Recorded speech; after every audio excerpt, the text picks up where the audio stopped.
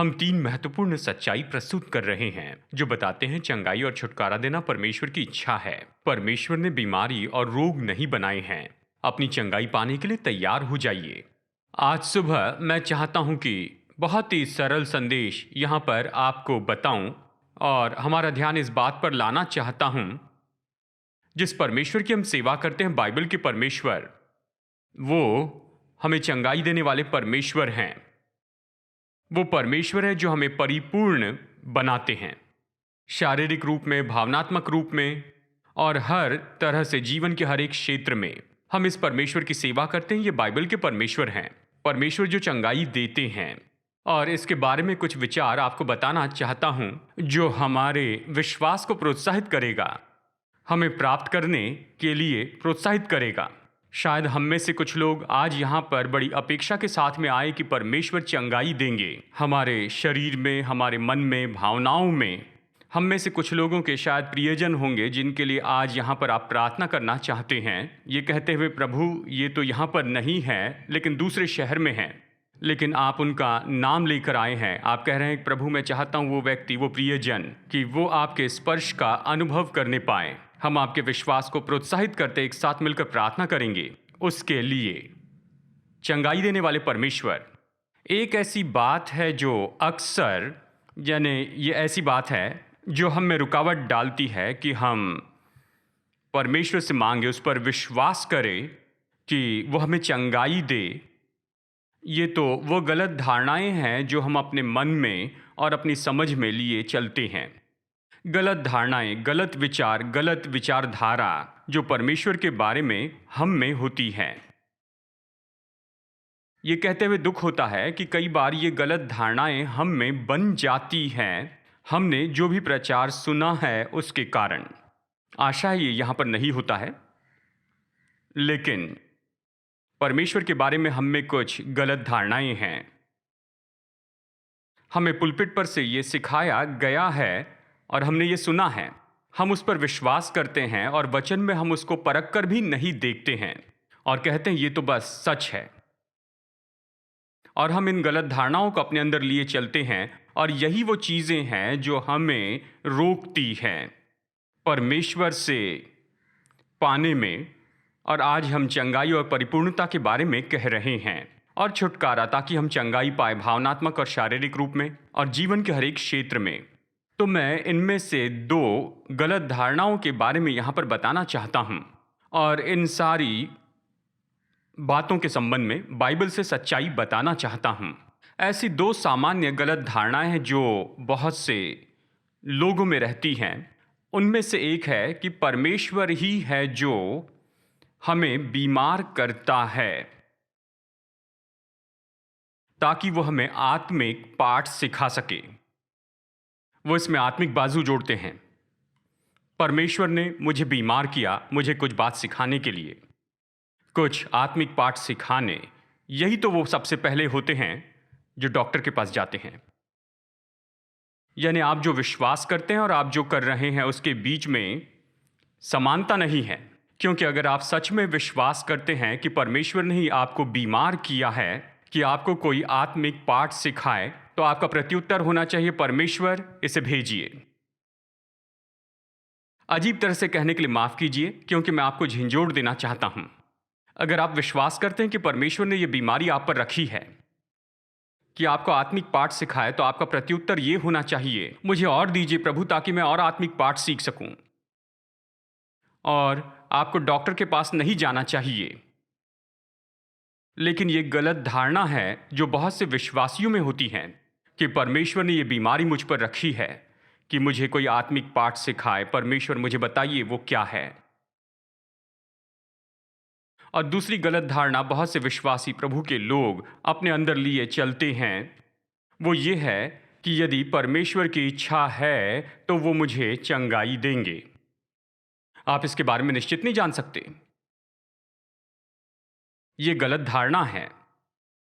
इसे क्यों गलत धारणा कहते हैं? क्योंकि देखिए, स्वाभाविक रूप में देखिए, यदि कोई मर गए और उन्होंने अपनी वसीयत लिखी है और उस मृत्यु पत्र में स्पष्ट रूप में लिखा है कि संपत्ति का ये भाग मेरी बेटी को मिले और अगर बेटी इस तरह से कहती है कि यदि मेरी मां की इच्छा हो तो मैं उसे ले लूंगी, आपका प्रत्युत्तर क्या हो? विरासत पढ़ लीजिए। बस पढ़िए, ये क्या कहती है। यहां पर कहा गया है, यह आपके लिए रखी है तो खुश हो जाइए, इसे ले लीजिए। ये विरासत आपके लिए रखी है, यह आपकी है। और परमेश्वर ने हमें अपनी इच्छा बताई है, ये यहां हमारे लिए लिखी गई है।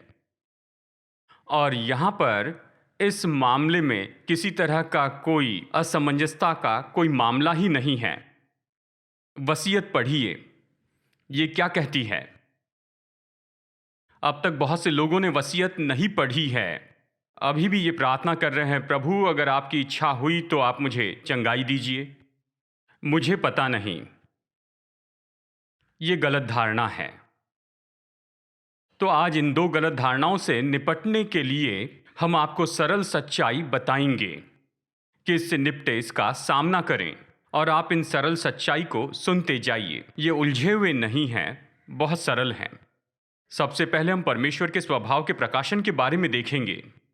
परमेश्वर ने अपने बारे में आप पर और मुझ पर वचन में क्या प्रकट किया है। चंगाई, छुटकारा, परिपूर्णता के बारे में उसने यहां पर क्या प्रकट किया है, यह हम पर प्रकट किया गया है, पर उसने हम पर क्या प्रकट किया है। दूसरी बात, हम यीशु मसीह के प्रकाशन को देखेंगे। जब यीशु इस पृथ्वी पर चले, उसने क्या प्रचार किया, क्या सिखाया, उसने क्या कहा और किया। और तीसरा, परमेश्वर की प्रतिज्ञाओं का प्रकाशन। हम इसके बारे में आपको बताएंगे, इन दो गलत धारणाओं के संबंध में इसे समझाएंगे। तो देखते हैं, नंबर 1, आइए से देखते हैं परमेश्वर के स्वभाव का प्रकाशन।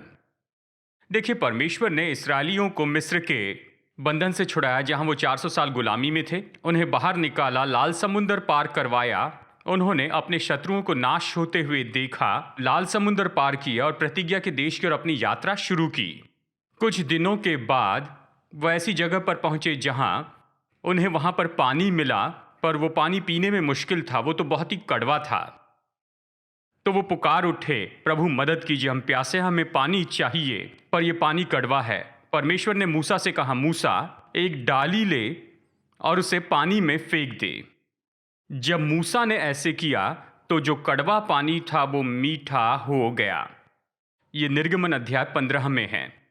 और उस समय परमेश्वर ने कहा, मूसा मेरे लोगों को बता, तुम उन सारी बीमारियों से नहीं डरना जो तुमने मिस्रियों पर आते देखे, उनसे न डरना, क्योंकि मैं तेरा परमेश्वर हूं, यहोवा चंगाई दाता।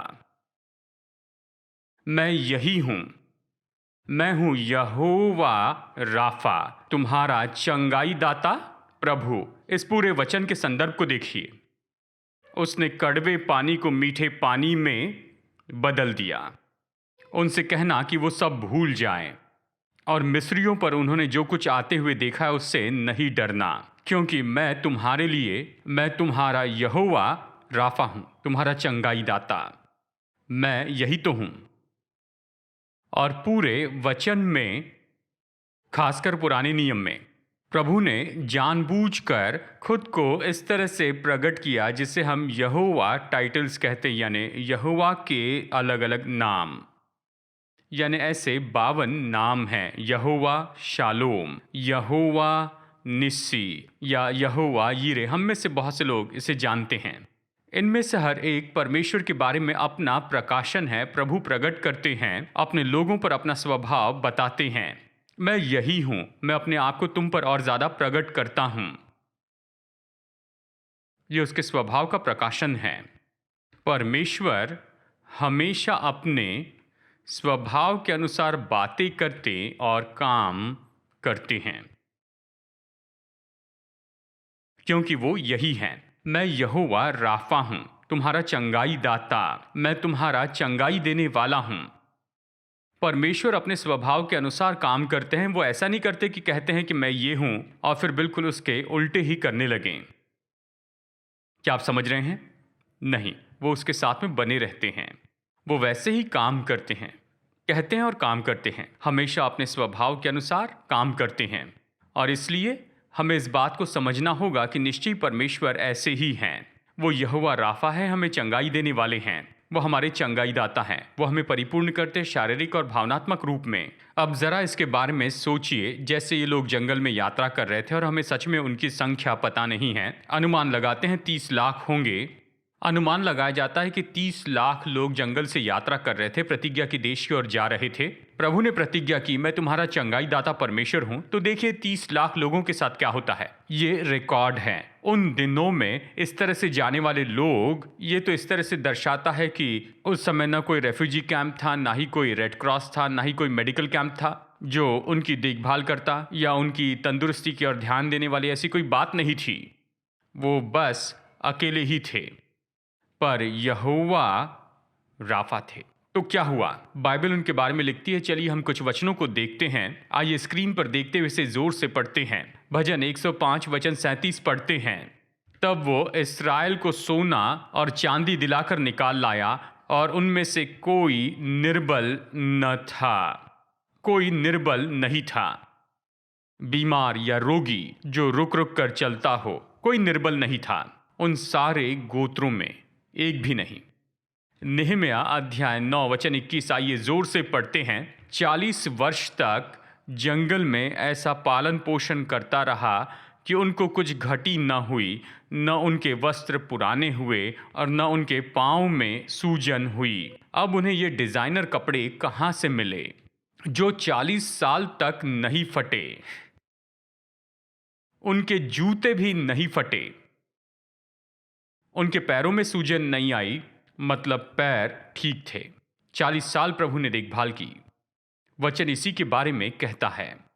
यहोवा राफा उनकी देखभाल करते रहे। अब वो आगे बढ़े, यानी यात्रा में जैसे आगे बढ़े तो परमेश्वर ने जो नहीं करने के लिए कहा था उन्होंने वही किया। आज्ञा भंग करने से परेशानी में फंसे, लेकिन जब भी मुड़कर परमेश्वर को पुकारा और परमेश्वर ने उन्हें छुड़ाया। भजन संहिता 107 वचन 20 इस तरह से कहता, आइए इसे पढ़ते हैं। वो अपने वचन के द्वारा उनको चंगा करता है और जिस गड्ढे में वे पड़े हैं उससे निकालता है।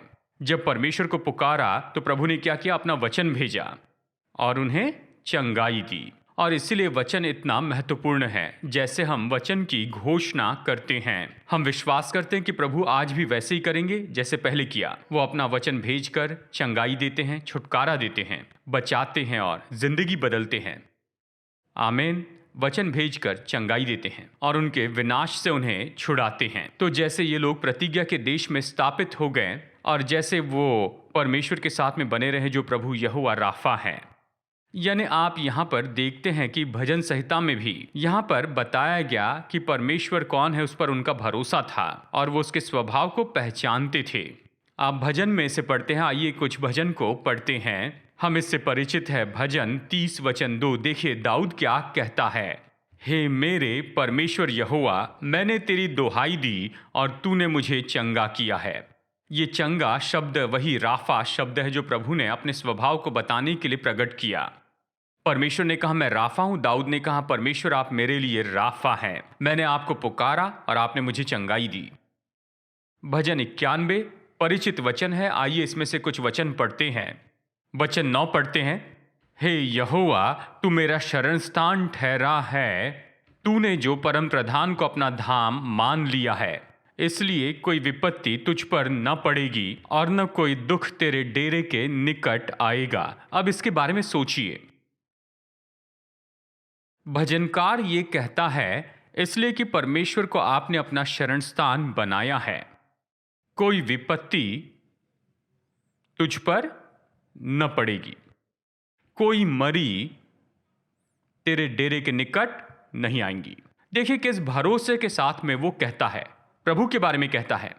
ये हमारा परमेश्वर है जिस पर हम विश्वास करते हैं कि यदि तुम उसे अपना निवास स्थान बना लोगे तो कोई विपत्ति नहीं आएगी, कोई मरी तुम्हारे डेरे के निकट नहीं आएंगी। तो चलिए इस भजन के अंतिम वचन को हम देखते हैं।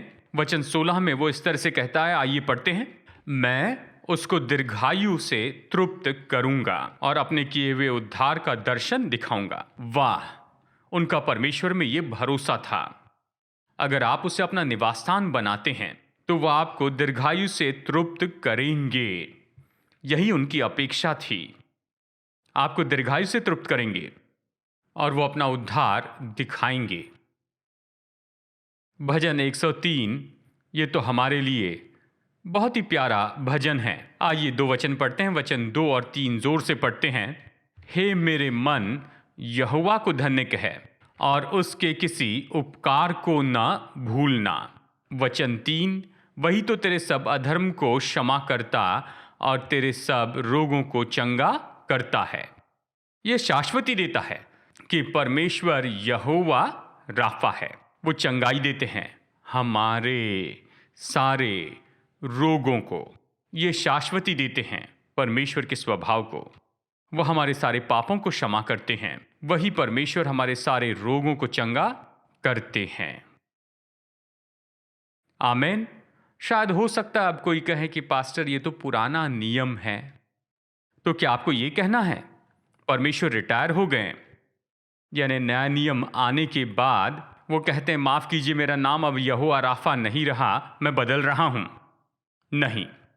बाइबल कहती मलाकी अध्याय 3 वचन 6 में परमेश्वर ने कहा, आइए इसे पढ़ते हैं, क्योंकि मैं यहोवा बदलता नहीं। मैं नहीं बदलता। समय बदल गया है, नियम बदल गया है, लेकिन हमारे परमेश्वर नहीं बदले।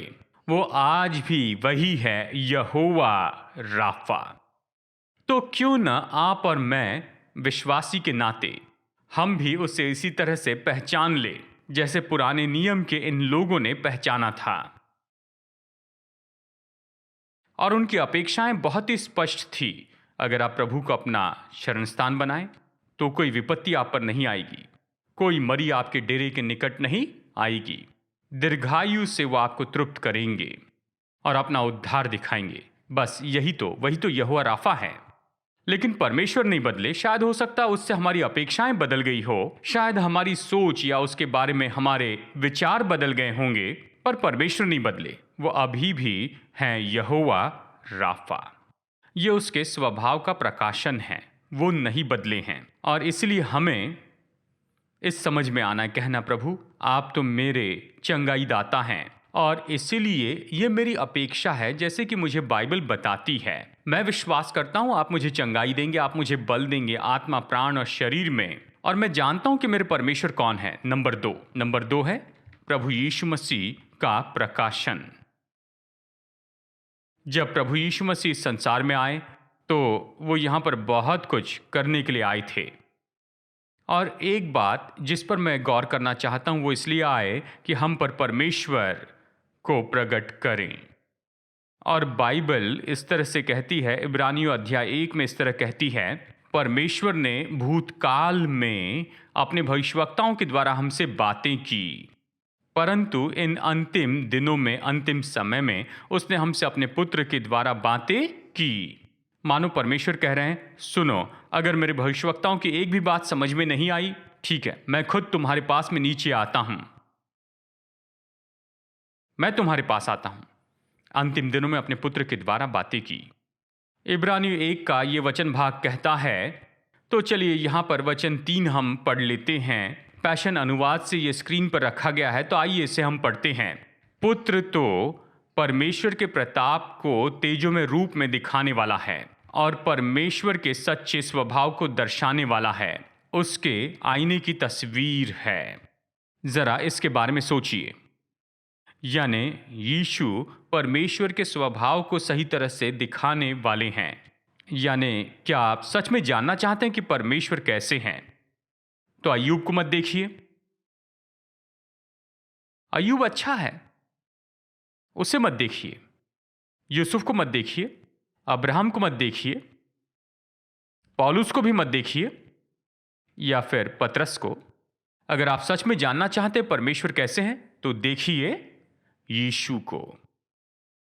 तो अय्यूब पर अपनी थियोलॉजी आधारित मत रखिए, अपनी थियोलॉजी यीशु पर आधारित रखिए, क्योंकि वही परमेश्वर को सही रूप में दिखाते हैं, परमेश्वर के सच्चे स्वभाव को। परमेश्वर ऐसे ही हैं, वो बस सच में ऐसे ही हैं। यीशु को देखिए। कुलुस्सियों अध्याय 1 वचन 15 में बस इसी तरह से कहा गया है। आइए इसे पढ़ते हैं। वो ईश्वरीय स्वरूप है और अदृश्य परमेश्वर की सच्ची समानता है। वो ईश्वरीय स्वरूप है। मेरे पास परमेश्वर की तस्वीर है। वो क्या है? यहां पर नए नियम में ये परमेश्वर की तस्वीर है। परमेश्वर को देखना है तो यीशु को देखिए। ये ईश्वरीय स्वरूप है। यानी इस संदर्भ में जहां चंगाई है, छुटकारा है, परिपूर्णता है, तो यीशु ने क्या कहा और क्या किया? क्योंकि यीशु ने जो भी कहा और किया वो परमेश्वर के स्वभाव, उद्देश्य और इच्छा के अनुसार था, उसका प्रकटीकरण था। क्योंकि वो परमेश्वर के स्वभाव का स्वरूप है, तो उसने हर एक शब्द जो कहा, जो भी उसने किया, ये तो प्रकटीकरण है यहां परमेश्वर का कि परमेश्वर कौन है, परमेश्वर उस परिस्थिति से कैसे निपटते हैं, परमेश्वर उसके बारे में क्या कहते हैं, ये उसका प्रकटीकरण है। तो यीशु ने बीमारी और रोगों से कैसे निपटा? जब लोग यीशु के पास में भावनात्मक समस्या और दुष्टात्माओं की समस्याओं को लेकर आए तो यीशु ने उनके साथ क्या किया? उनसे कैसे निपटा?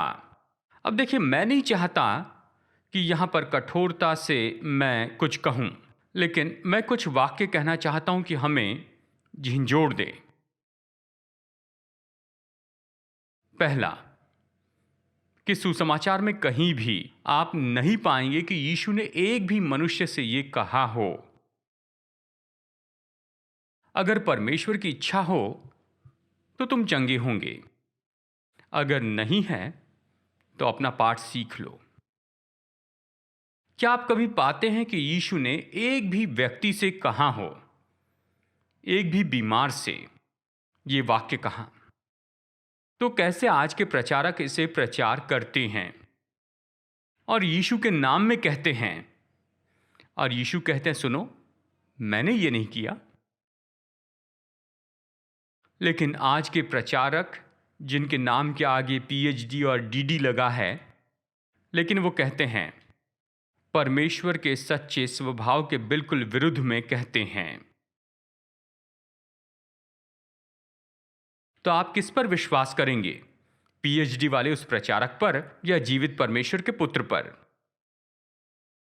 आप खुद चुनाव कीजिए।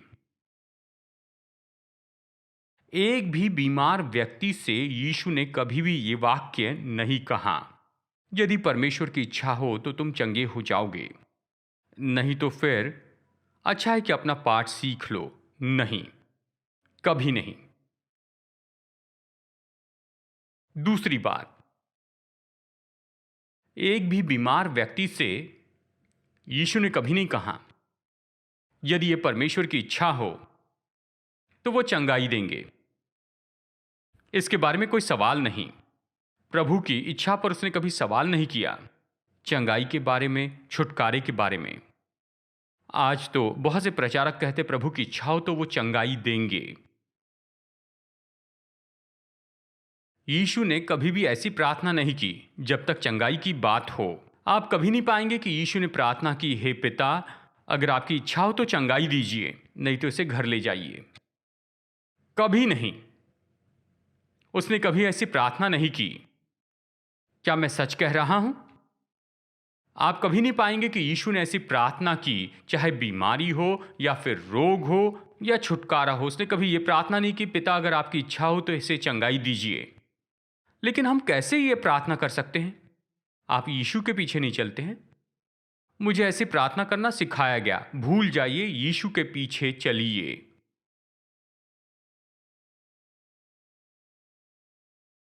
क्या आपने सुना? यीशु के पीछे चलिए, उसके तरीके से कीजिए। वही तो परमेश्वर के सच्चे स्वभाव का प्रकटीकरण है। और उसने कभी प्रार्थना नहीं की, पिता अगर तेरी इच्छा हो तो चंगाई दीजिए, अगर इच्छा हो तो छुटकारा दीजिए, अगर इच्छा हो तो परिपूर्ण कीजिए। कभी नहीं। हमेशा उसने कहा चंगे हो जाओ, परिपूर्ण हो जाओ। क्यों? क्योंकि इस मामले में परमेश्वर की इच्छा तो पहले स्थापित हो चुकी है, यह पहले बताई गई है। परमेश्वर ने कहा मैं तो यहोवा राफा हूं। कोई सवाल नहीं, वह ऐसे ही है। क्या आप सुन रहे हैं? वचन में हमारे लिए इसी तरह से लिखा गया और मैं बस सुसमाचार के इन वचनों को पढ़ रहा हूं। मत्ती अध्याय 8। तो आइए यहां पर पढ़ते हैं। हाँ, मत्ती अध्याय 8 वचन 16 से। चलिए इसे पढ़ते हैं। वचन में से ये कुछ उदाहरण हैं। आइए पढ़ते हैं। तब संध्या हुई, तब वे उसके पास बहुत से लोगों को लाए जिनमें दुष्ट आत्माएं थी, और उसने उन आत्माओं को अपने वचन से निकाल दिया और सब बीमारों को चंगा किया।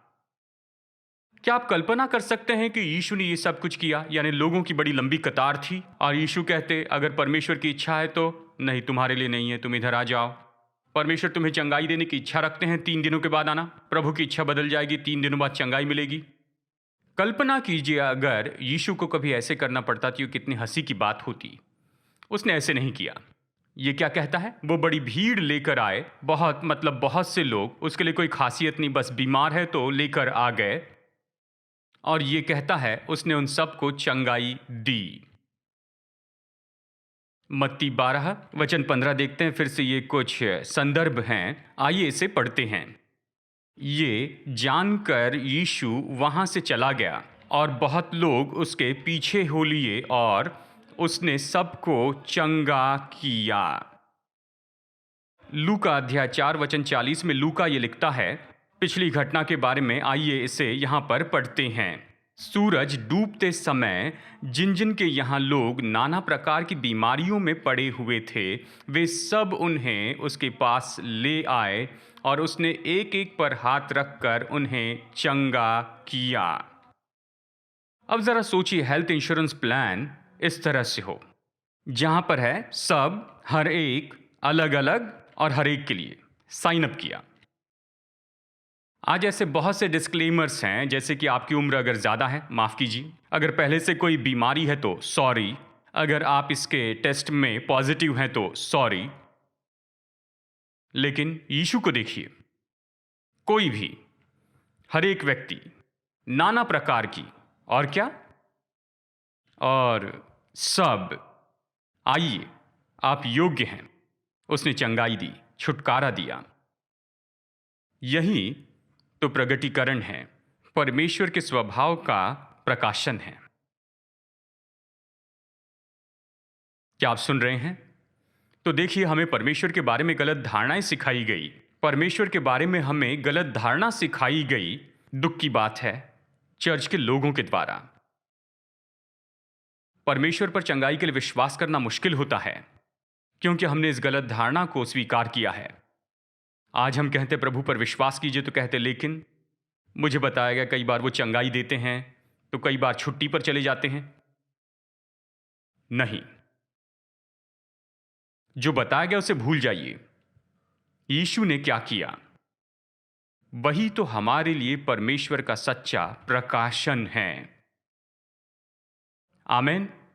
अब एक ऐसा व्यक्ति है जिसके बारे में लिखकर बताया गया, जो शायद समय के बहुत पहले ही था, शायद आज हमारे जैसे हो। ये वो कोढ़ी था। मत्ती अध्याय 8 वचन 1, 2 और 3 में हम पढ़ते हैं। मत्ती अध्याय 8 वचन 1, जब वो पहाड़ से उतरा तो बड़ी भीड़ उसके पीछे हो ली। आइए वचन 2 भी पढ़ते हैं। और देखो, एक कोढ़ी ने पास आकर उसे प्रणाम किया और कहा, हे प्रभु, यदि तू चाहे तो मुझे शुद्ध कर सकता है। हम में से बहुत से लोग ऐसी ही प्रार्थना करते हैं, यानी वो अपने समय के बहुत पहले ही आया। ओह प्रभु, यदि तू चाहता है तो मुझे शुद्ध कर सकता है। वो प्रभु की योग्यता पर सवाल नहीं कर रहा था। हम में से कोई भी प्रभु की योग्यता पर सवाल नहीं करते। हमारा सवाल ये है, क्या प्रभु चाहते हैं और क्या मैं उसके योग्य हूं? 2 संदेह हैं। क्या परमेश्वर चाहते हैं, ये उसकी बाजू है, और क्या मैं योग्य हूं? शायद मैं इतना आत्मिक नहीं हूं, शायद इतना पवित्र नहीं हूं, मैं योग्य नहीं, या मैं प्रार्थना नहीं करता, बाइबल नहीं पढ़ता। तो यहां पर यह संदेह आता है। प्रभु यीशु ने इस कोढ़ी को कैसे उत्तर दिया?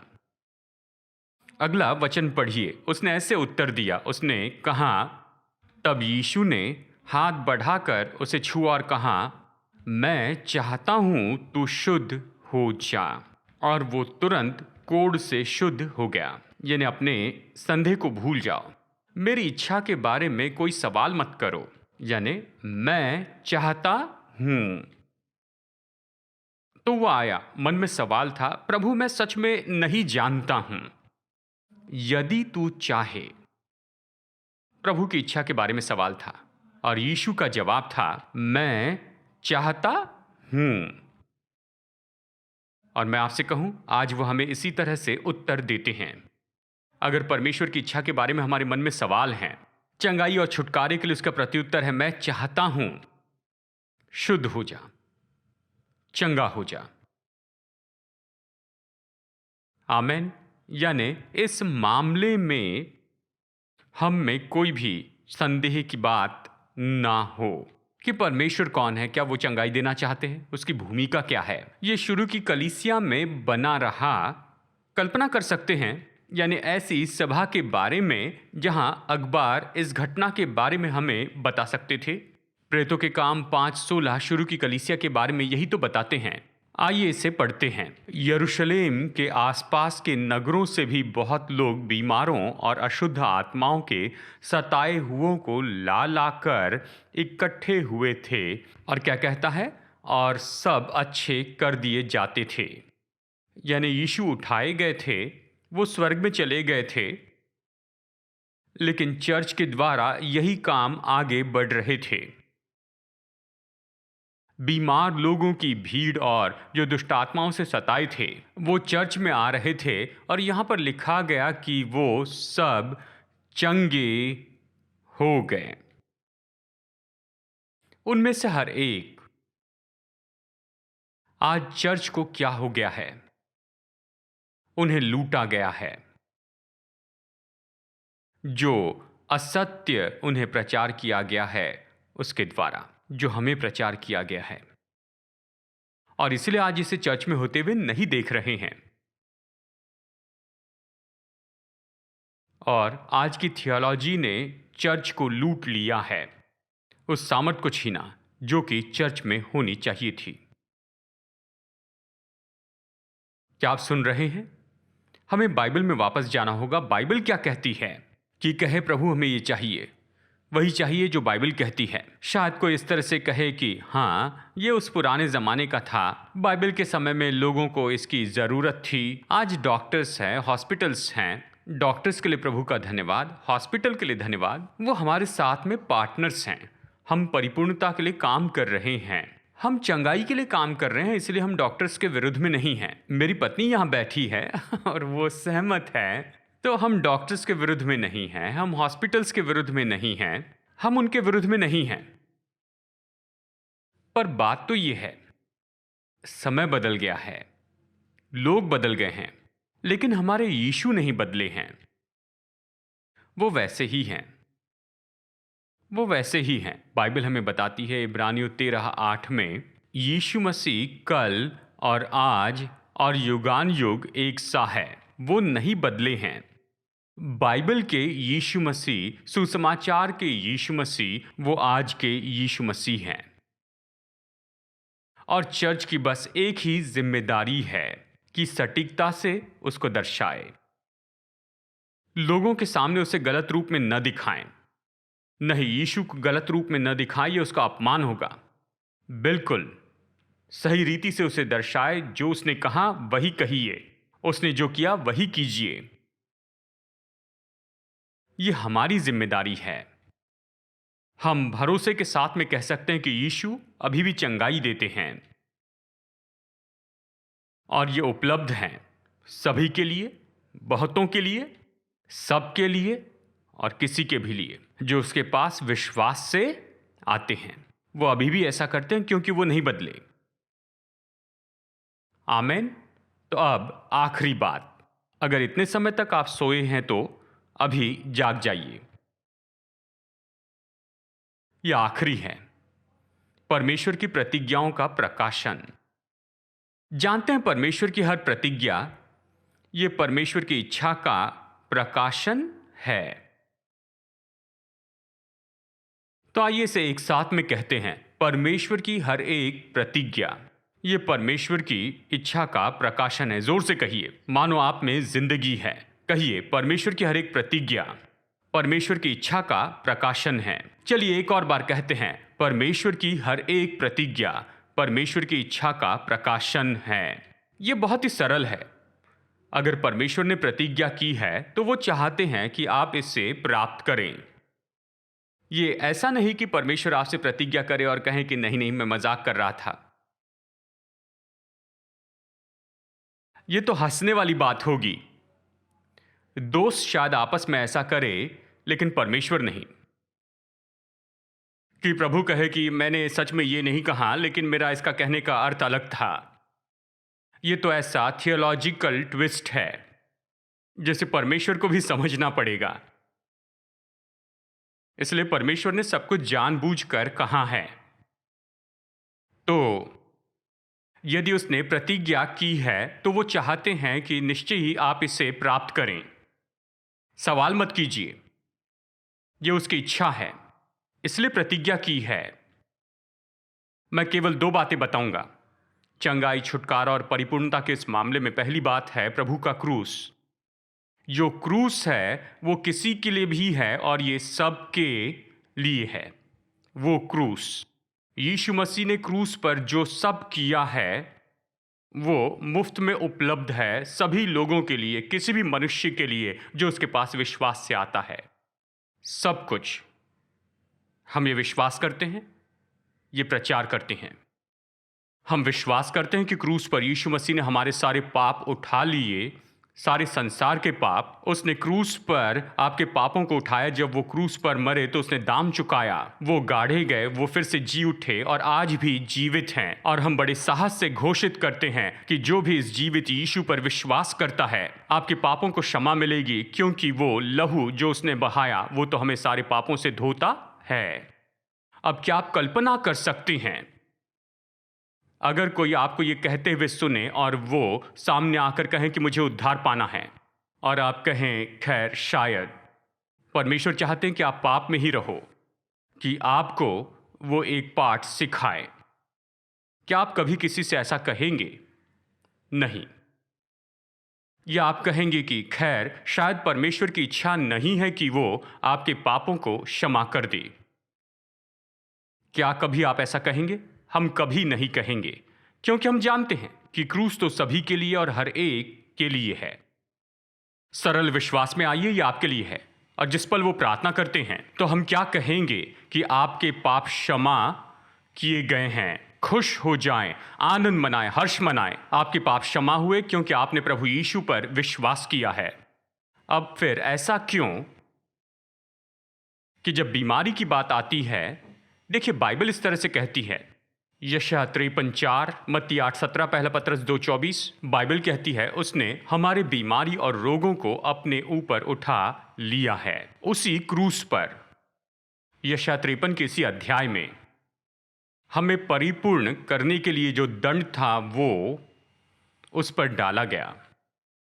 वही क्रूस, वही दंड। उसने जो कोड़े खाए उससे हम चंगे हो गए हैं। यही बाइबल ये कहती है। उसका लहू हर पाप से हमें धोता है। अब कहते हैं कि उसके कोड़े खाने से हम चंगे हो गए हैं। वही बाइबल है। लेकिन अब ऐसा क्यों है? जब बीमार व्यक्ति आता है तो हम कहते हैं शायद आपको चंगाई देना परमेश्वर की इच्छा नहीं। यह कहने की हिम्मत कैसे कर सकते हैं? क्योंकि ये तो वही क्रूस है जिस पर यीशु ने हमारे पापों को उठा लिया। वहीं पर उसने हमारी बीमारी और रोगों को भी उठाया। ये क्रूस तो हर एक व्यक्ति के लिए है। क्रूस पर यीशु ने जो भी किया है वो हर एक व्यक्ति के लिए उपलब्ध है जो उसके पास आते हैं। आमेन। अगर आप सहमत हैं तो कहिए आमेन। दूसरी बात, जो आखिरी प्रतिज्ञा है, हम देखेंगे ये चर्च के लिए वचन है। याकूब चर्च के लोगों को लिखता है, विश्वासियों को।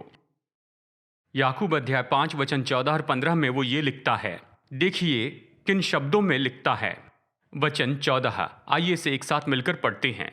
यदि तुम में से कोई रोगी है तो कलीसिया के प्राचीनों को बुलाए और वे प्रभु के नाम से उस पर तेल मलकर उसके लिए प्रार्थना करे। वे प्रभु के नाम से प्रार्थना करें। वचन 15, और विश्वास की प्रार्थना के द्वारा रोगी बच जाएगा और प्रभु उसको उठाकर खड़ा करेगा, और यदि उसने पाप भी किए हो तो उनकी भी क्षमा हो जाएगी।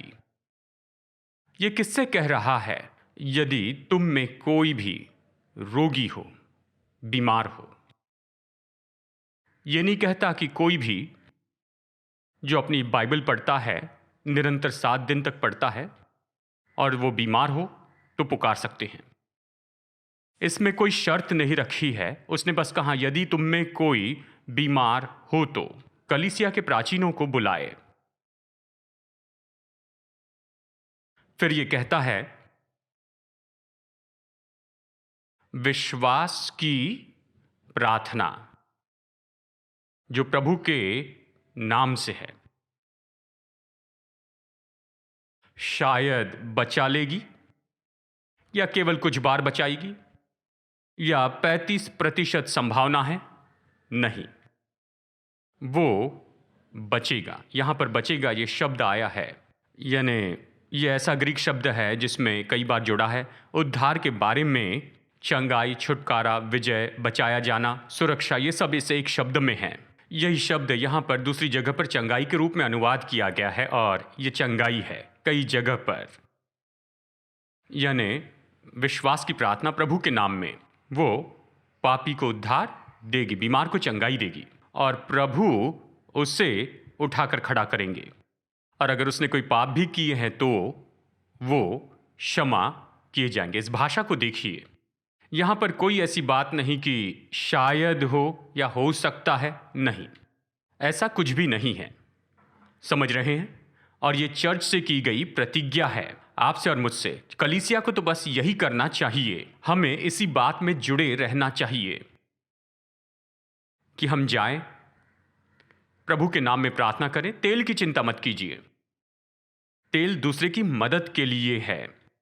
तेल के बारे में कोई जादुई बात नहीं कि कौन सा तेल है, पाम ऑयल है, कोकोनट ऑयल है, ये तेल के बारे में नहीं है। विश्वास की प्रार्थना है और प्रभु का नाम है, बस यही। और ये हम सब कर सकते हैं। आमीन। अब प्रतिज्ञा देखिए, यदि कोई बीमार है तो कलीसिया के प्राचीनों को बुलाए, वो उसके लिए प्रार्थना करे, प्रभु के नाम में उस पर तेल मलकर, और विश्वास की प्रार्थना उस बीमार को बचा लेगी और प्रभु उसे खड़ा करेंगे। आमीन। तो अब मैं यहां अंत में कहना चाहता हूं, मैं इन 3 वाक्यों को फिर बताना चाहता हूं। परमेश्वर के स्वभाव का प्रकाशन, प्रभु यीशु का प्रकाशन, परमेश्वर की प्रतिज्ञाओं का प्रकाशन, इन बातों को हम देख रहे हैं। ये हमारे लिए बिल्कुल स्पष्ट हो जाए कि परमेश्वर की इच्छा हमारे लिए यह है कि हम चंगाई पाए, शारीरिक रूप में, भावनात्मक रूप में, और हमारे जीवन के हर एक क्षेत्र में। चाहे कोई भी बीमारी क्यों ना हो, चाहे किसी भी कारण से वो बीमारी आई हो, चाहे कुछ भी हो, परमेश्वर हमारे चंगाईदाता हैं। हमें भरोसे के साथ इस जगह आना है, और जब हम प्रार्थना करते हैं तो हम प्रार्थना करते हैं इस पूरे भरोसे के साथ, प्रभु हमें चंगाई देना चाहते हैं, परिपूर्ण करना चाहते, चंगाई देना चाहते, वह ऐसा करने के लिए तैयार हैं। आपके और मेरे लिए बस एक ही बात कहते हैं, हमें जानना है कि हम पाते हैं विश्वास से ही। यही एक मांग है जिसके लिए प्रभु यीशु प्रत्युत्तर देते हैं। 2 अंधे यीशु के पास आए, उसने पूछा क्या तुम विश्वास कर तो मैं ये कर सकता हूं? उन्होंने कहा हां, तो ठीक है, तुम्हारे विश्वास के अनुसार हो, तुम्हारे संग हो। लहू बहने वाली स्त्री की घटना हम जानते हैं। उसने क्या कहा? उसने कहा यदि मैं उसके वस्त्र की छोर को ही छू लूंगी तो मैं चंगी हो जाऊंगी। उसके वाक्य की ओर देखिए, इतनी सकारात्मक, उसके वस्त्र को छू लूंगी तो मैं चंगी हो जाऊंगी। हां, कोई संदेह नहीं। उसने अपने मन में इस तरह से कभी नहीं कहा शायद हो जाऊं, चलो इसके लिए कोशिश करके देखते हैं, शायद चंगी हूं। नहीं, अगर उसके वस्त्र को छू लूं तो निश्चय ही मैं चंगी हो जाऊंगी। बस यही था, उसका विश्वास था। और जब यीशु उसकी ओर मुड़ गए, उसने नहीं कहा बेटी, किसने कहा कि ऐसा विश्वास रखो? बेटी, ये तुम्हारे लिए जोखिम से भरा होगा। नहीं, उसने कहा, पुत्री, तेरे विश्वास ने तुझे चंगा किया, कुशल से जा। क्या आप सुन रहे हैं? ये यीशु है, ये असली यीशु है जिसके पीछे हमें चलना चाहिए। ये बाइबल के यीशु मसीह हैं। उसने विश्वास से उत्तर दिया। इतना सरल है। विश्वास में इतनी कायलता थी कि अगर मैं उसे छू लूंगी तो मैं चंगी हो जाऊंगी। तो मैं चुनौती देता हूं कि आज से आगे विश्वासी के नाते हमारे पास यह प्रार्थना करने का अधिकार नहीं कि प्रभु अगर तेरी इच्छा हो तो चंगाई दे। ऐसी प्रार्थना का अधिकार नहीं। ऐसा क्यों? क्योंकि यीशु ने प्रार्थना नहीं की। और आप किसके पीछे चल रहे हैं?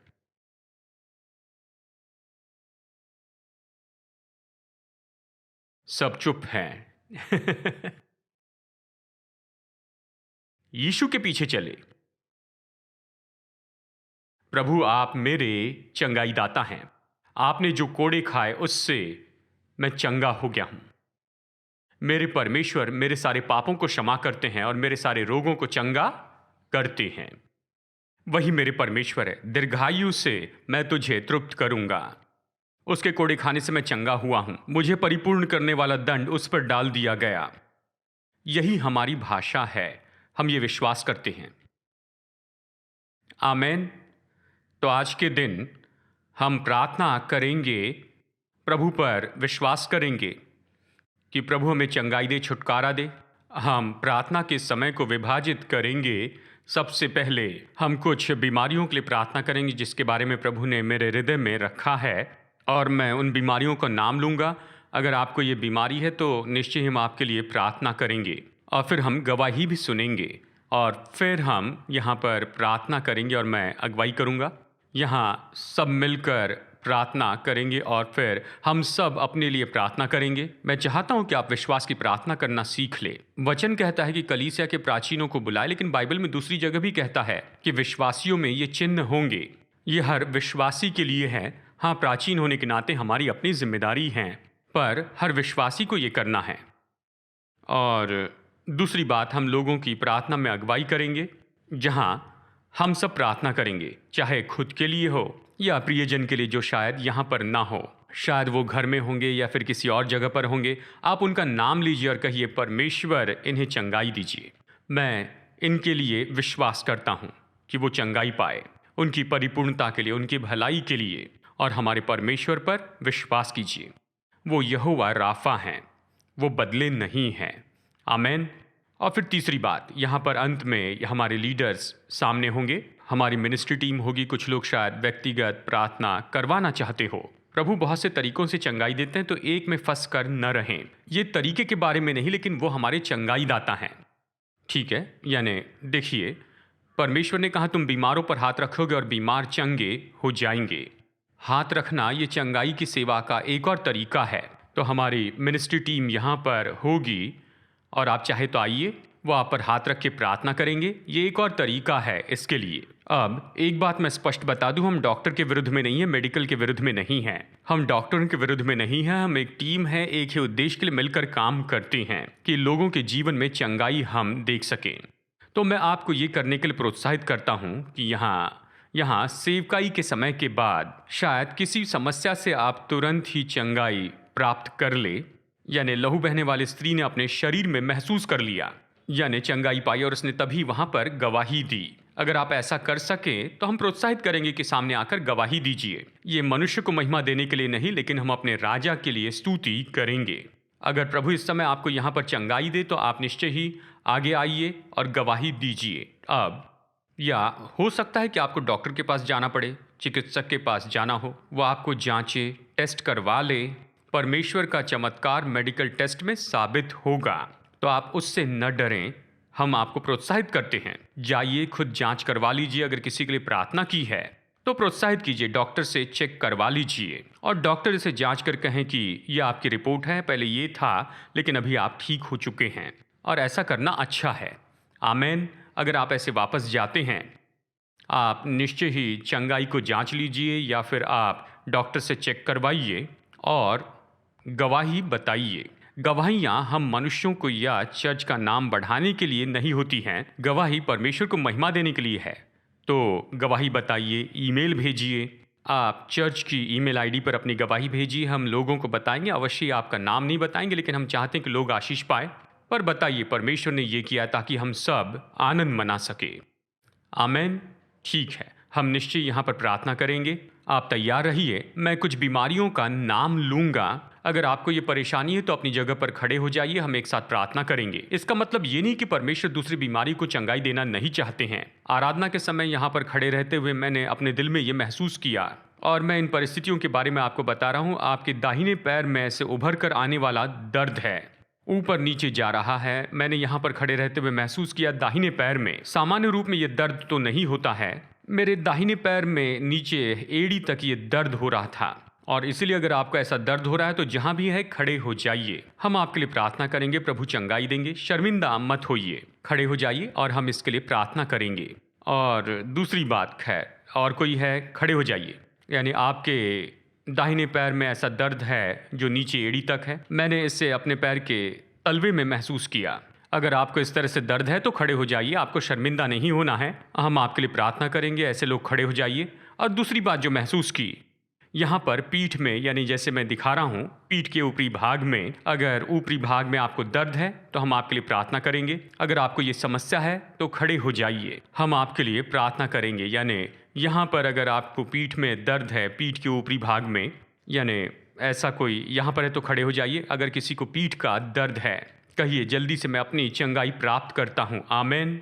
तीसरी बात जो मैंने महसूस की यहाँ पर प्रभु की आराधना के समय में, मेरे बाएं कोनी में मैंने दर्द महसूस किया। अभी तो नहीं है, लेकिन जब मैं खड़ा था उस समय मैंने इसे महसूस किया। शायद प्रभु कह रहे हैं कि इस परिस्थिति से वो चंगाई देना चाहते हैं। आपके पैर की बाईं कोनी में अगर दर्द है तो खड़े हो जाइए। दर्द का चाहे जो भी कारण हो, यानी बाएं पैर की जो कोनी है, अगर कोई इस दर्द में है तो खड़े हो जाइए। आप अपना हाथ उठाइए, मैं इसे देखना चाहता हूँ। अगर किसी के बाईं कोनी में दर्द है तो आप अपना हाथ उठाइए। ठीक है, बाईं कोनी। तो मैं आखिर में प्रार्थना करूँगा। ये है आँख की चोट के बारे में। जैसे कोई नुकीली चीज़ आपकी आँख में चुभ गई, आपकी बाईं आँख में, और जब से ये चोट लगी है आपको देखने में समस्या हो रही है। शायद आप पूरी तरह से अंधे तो नहीं हैं, लेकिन बाईं आँख में देखने में समस्या है क्योंकि वहाँ पर कुछ तो भी चुभ गया था। किसी को अगर ये समस्या है तो आप कृपया खड़े हो जाइए। यानी यहाँ पर कोई है? हाँ, ठीक है, वो है। हाँ, वो व्यक्ति। कोई और है? किसी को बाईं आँख की समस्या है? और भी कोई है? ठीक है, मैं और भी कुछ लोगों को देख पा रहा हूँ। ठीक है, मैंने महसूस किया इन लोगों के लिए जो अभी यहाँ पर खड़े हैं कि मैं इन लोगों के लिए प्रार्थना करूँ। तो आइए हम सब इनके लिए पहले प्रार्थना करेंगे। अब मैं चाहता हूँ कि आप बाकी सब लोग जो कि विश्वासी हैं, और यीशु ने कहा विश्वास करने वालों में ये चिन्ह होंगे, वो बीमारों पर अपने हाथ रखेंगे और बीमार लोग चंगे हो जाएंगे। ठीक है, मैं व्यक्तिगत रूप में इन सब पर हाथ नहीं रख सकता, लेकिन आप तो विश्वासी हैं। मैं चाहता हूं आप विश्वासी जो इन सभी लोगों के आसपास में हैं, देखिए परमेश्वर ज्ञान का वचन इसलिए देते हैं, वो बताना चाहते हैं कि मैं इन्हें चंगाई दूंगा। कहो, मैं उन्हें चंगाई दूंगा। यानी सच में ये काम हो चुका है, हम तो बस इसमें काम कर रहे हैं इस सभा में जिसके लिए परमेश्वर ने पहले ही ठान लिया है। क्या आप समझ रहे हैं? यानी हमारा काम तो बहुत ही सरल है। उसने कहा है मैं इन्हें चंगाई दूंगा, तो ये ज्ञान का वचन है। तो हमारा काम है, ठीक है प्रभु जी, हम अपनी भूमिका निभाएंगे, हाथ रख कर प्रार्थना करेंगे, आप चंगाई दीजिए। समझ रहे हैं ना? तो ज़्यादा कुछ नहीं करना है, बस जाकर उन पर हाथ रख के प्रार्थना करनी है। तो मैं चाहता हूं कि जो लोग खड़े हैं उनके आसपास के लोग, प्रभु ने कहा मैं इन लोगों को चंगाई दूंगा। मैं चाहता हूं आप वहां पर खड़े हो जाइए, उन पर हाथ रखिए। मैं यहां से प्रार्थना करूंगा, आप वहां पर प्रार्थना कीजिए। क्या हम सब ऐसा करेंगे? और बस उनके पास में जाइए, उन पर आप हाथ रखिए और अभी हम यहाँ पर प्रार्थना करेंगे। और प्रभु ने पहले कहा है कि मैं इन लोगों को अभी चंगाई दूंगा, और हम तो बस प्रभु की आज्ञा मान रहे हैं। प्रभु जो करना चाहते हैं उसे कर रहे हैं, और हम इन लोगों के लिए प्रार्थना करेंगे। और फिर जो लोग खड़े हैं, जैसे हम प्रार्थना करेंगे उसके बाद मैं चाहता हूँ आप जांच लीजिए। मैं समझ सकता हूँ कुछ परिस्थिति के लिए आपको डॉक्टर के पास जाना होगा और इसमें कोई बड़ी बात नहीं, लेकिन ऐसा कुछ जो अभी आप कर सकते हैं, यानी कहिए कि आपकी आंखों से धुंधलापन चला गया, तो मैं चाहता हूं कि आप इसके गवाही दीजिए। क्योंकि हम आपके साथ आनंद मनाएंगे। हम जानना चाहते हैं जैसे हम लोगों की सेवा यहाँ पर कर रहे हैं, प्रभु ने ये काम किया है। अगर प्रार्थना के बाद आप चंगाई का अनुभव करते हैं तो मैं चाहता हूँ कि आप खुद को जांच लीजिए। आप खुद को जांच लीजिए और हम यहाँ से आप तक माइक पहुँचाएंगे और फिर आप गवाही दीजिए। आइए प्रार्थना करते हैं। यीशु हमारे चंगाई दाता हैं, ठीक है? आइए प्रार्थना करते हैं। ये बहुत ही सरल है। हम प्रभु की आज्ञा मान रहे हैं। परमेश्वर चंगाई देने वाले हैं, हम बस कर्मचारी हैं। हम परमेश्वर के साथ मिलकर काम कर रहे हैं। प्रभु चंगाई दाता है, हम नहीं। तो हम उसकी ओर देख रहे हैं, वो चंगाई देते हैं। यीशु आप चंगाई दाता हैं और प्रभु इस समय आपके नाम में, प्रभु यीशु के नाम में हम इन लोगों पर हाथ रखते हैं। प्रभु यीशु मसीह के नाम में हम घोषित करते हैं कि इनकी देह चंगी हो गई है। दर्द और इस दर्द का जो भी स्रोत है और इसके कारण होने वाली तकलीफ और जो भी परेशानी है उसे जाने की आज्ञा देते हैं। कमजोरी की हर एक आत्मा को हम निकल जाने की आज्ञा देते हैं प्रभु यीशु के नाम में। पूरी चंगाई हो इनके दाहिने पैर में, इनकी पीठ में चंगाई हो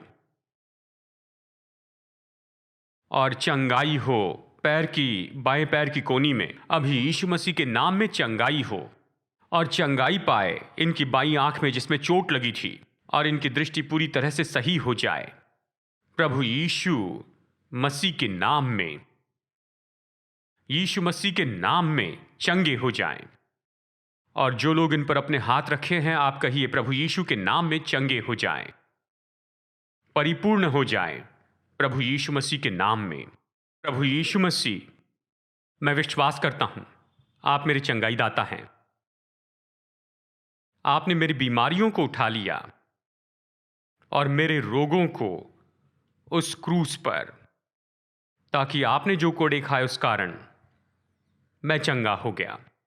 तो अभी इस समय यीशु के नाम में मैं अपने शरीर से कहता हूं कि सिर से लेकर मेरे पैरों के तलवे तक मैं घोषित करता हूं कि मेरी देह चंगी हो जाए यीशु के नाम में। और हर एक बीमारी और हर एक रोग चले जाए प्रभु यीशु मसीह के नाम में। अब अगर आप उस परिस्थिति को जानते हैं तो आप उसे कहिए और कहिए यीशु के नाम में चले जा। आपके लिए या हो सकता है किसी और के लिए हो। आप अभी इसे कहिए, चिल्लाने की ज़रूरत नहीं। आपके फुसफुसाहट भी यीशु के नाम में बहुत सामर्थी है। बस धीरे से कहिए, शायद अपने शरीर पर या शायद किसी और पर यीशु के नाम में इस परिस्थिति को जाने की आज्ञा दे।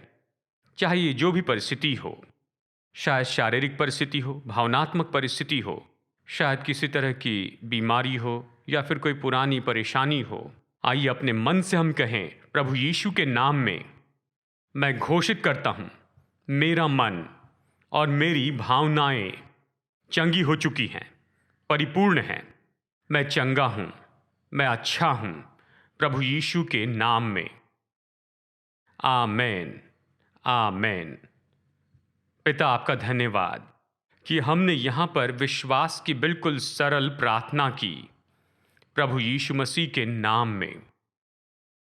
आपकी प्रतिज्ञा के अनुसार विश्वास की प्रार्थना बीमारों को चंगाई देगी और प्रभु उन्हें उठाकर खड़ा करेंगे और पाप क्षमा किए जाएंगे। और ऐसा करने के लिए आपका धन्यवाद हो, आपकी महिमा के लिए और आपके आदर के लिए, यीशु मसीह के नाम में। और आप सब लोग कहिए आमेन, आमेन, आमेन। आइए बेनेडिक्शन लेंगे। अब हमारे प्रभु यीशु मसीह का अनुग्रह और हमारे स्वर्गीय पिता परमेश्वर का प्रेम और उसकी पवित्र आत्मा की मधुर उपस्थिति हम सब के साथ हमेशा होती रहे, यीशु के नाम में। आमेन, आमेन। संदेश सुनने के लिए धन्यवाद। हम विश्वास करते हैं कि यह संदेश आपके लिए आशीष रहा। अधिक मुफ्त के स्रोत पाने के लिए, जिनमें संदेश, sermon notes, TV programmes, publications के लिए लॉग कीजिए apcwo.org पर। बेंगलुरु के एपीसी बाइबल कॉलेज की जानकारी पाने के लिए कृपया विजिट करें apcwo.org/बाइबल कॉलेज पर। याद रखिए, all peoples church Bangalore app को डाउनलोड कीजिए ऐप या गूगल प्ले स्टोर से।